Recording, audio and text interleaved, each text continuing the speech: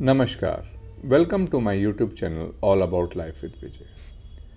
हमने अपने बीच, अपने सोसाइटी में, अपने फ्रेंड सर्कल्स में ऐसे लोग ज़रूर देखे होंगे जो कि बहुत ही ब्रांडेड कपड़े पहनते हैं, ब्रांडेड शूज़ पहनते हैं। उनके टी शर्ट्स में उनका जो ब्रांड नेम है वो बहुत ही प्रोमिनेंटली दिखता है।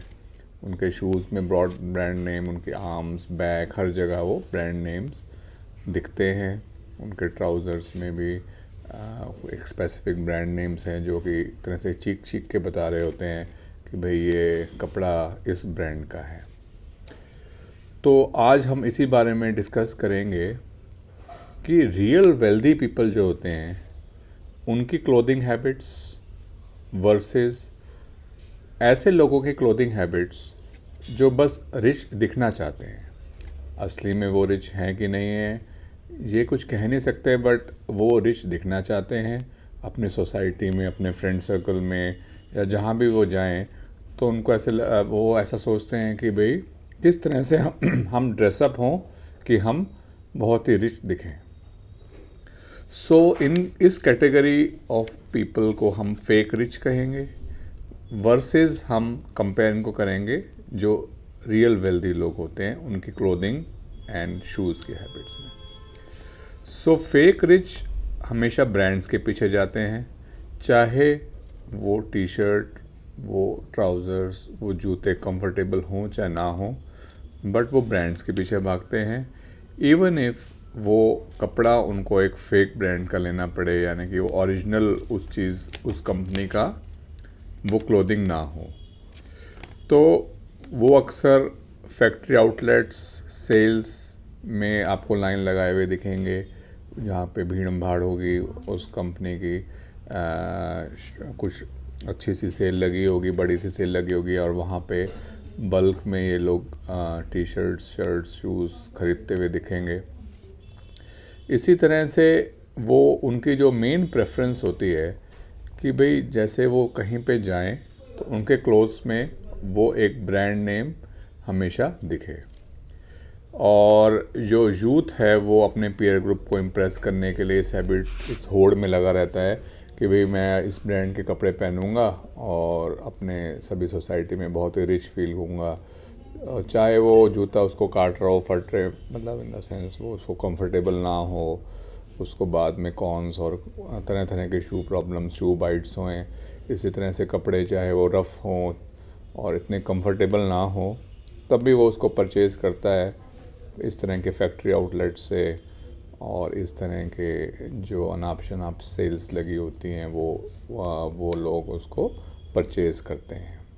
और अपने बच्चों को और अपने से छोटों को भी ये लोग इसी तरह के ज्ञान देते हैं कि भाई हमें तो अमीर दिखना है और तभी हमारी सोसाइटी में कुछ इज्जत होगी। इसी तरह से जब हम एक रियल वेल्दी पर्सन को देखते हैं जिसके पास अबंडेंस में सब कुछ है, अवेलेबल रिसोर्सेज जो भी हैं, मनी वाइज अदरवाइज हर रिसोर्स उसके पास अबंडेंस में है, तो वो आप नोट करना कि हमेशा कंफर्टेबल रहने पे विश्वास रखता है।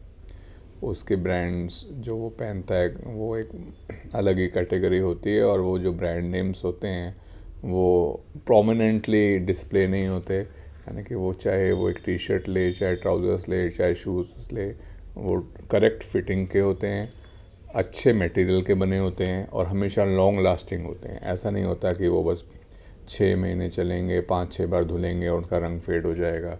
वो हमेशा एक अच्छी क्लोथिंग की लाइन पहनता है अपने कंफर्ट पे, अपने स्टाइल स्टेटमेंट पे और अपने सिंप्लिसिटी की तरह। मतलब वो कलर्स भी आप बहुत ऐसे ब्राइट और इस तरह के कलर नहीं होते, वो ज़्यादातर एक मोनोटोनस से कलर होते हैं और वो सिंपली उनको पहनता है। और उसकी जैसे मैंने बताया कि क्वालिटी ऑफ क्लोथ और क्वालिटी ऑफ शूज़ पे बहुत ही इम्पोर्टेंस देता है कि वे शूज़, इवन इफ़ वो रनिंग शूज़ हों या वॉकिंग शूज़ हों, तो जो उनके सोल्स की सॉफ्टनेस हो शूज़ की, वो पैर की शेप को कभी भी डिस्टॉर्ट ना करे और नीज़ को जर्क ना पहुंचाए। तो इस तरह से वो हमेशा comfort, real value of the thing पे जो भी उसका आइटम है, शूज़ हो चाहे वो क्लोथ्स हो, उस पर ध्यान देता है। इस तरह से वो अपनी फ्यूचर जनरेशन, अपने बच्चों को भी इसी तरह से काम और सोबर रहना सिखाते हैं कि वो एक अच्छे से कपड़े पहने, अननेसेसरली बस ब्रांड्स के पीछे ना भागें। जो चीज़ अच्छी क्लोथिंग मटेरियल की हो, अच्छे कंफर्ट लेवल की हो, तो वो उस पर ध्यान देते हैं। तो एज अ यूथ हमें सोसाइटी में समझना पड़ेगा कि अपने आप को फेक रिच दिखाने के चक्कर में, यानी कि बस कि प्रमोट करने के चक्कर में कि हाँ मैं तो बहुत रिच हूँ, इस तरह से मैं तो भाई बस ब्रांडेड क्लोथ्स ही पहनता हूँ, तो ये एक तरह से बहुत ऑब्वियस कर देता है कि आप रिच हैं नहीं, बस आप रिच लगना चाहते हैं। और जो रियल रिच होते हैं उनका जो पॉइंट ऑफ व्यू है वो एक अलग तरह से ही होता है। सो इस बारे में डिस्कस करें आपस में, और आई थिंक एक बहुत ही वैलिड पॉइंट और बहुत ही एक सिंपल सा पॉइंट है। और एज अ सोसाइटी जैसे जैसे हम आगे बढ़ रहे हैं, डेवलप हो रहे हैं, तो हमें ये बात का समझना पड़ेगा कि हमें एक बहुत ही मैच्योर तरीके से अपने कंफर्ट को देखते हुए चीज़ें खरीदनी है, रेदर दैन बस इस अपने पीयर ग्रुप में रिच रखने लगने से। सबको पता रहता है कि भाई कौन कितना वैल्यू रखता है। सो इन सब चीज़ों से ज़्यादा कोई फ़र्क नहीं पड़ता है। सिर्फ अपने एक फ़ॉल्स खुशी या एक फ़ॉल्स सेंस ऑफ अपने आप को दिखाने की कोशिश करनी नहीं चाहिए हमारे यूथ को। और ये बात जितनी जल्दी समझें उतना ही अच्छा रहेगा। Thank you.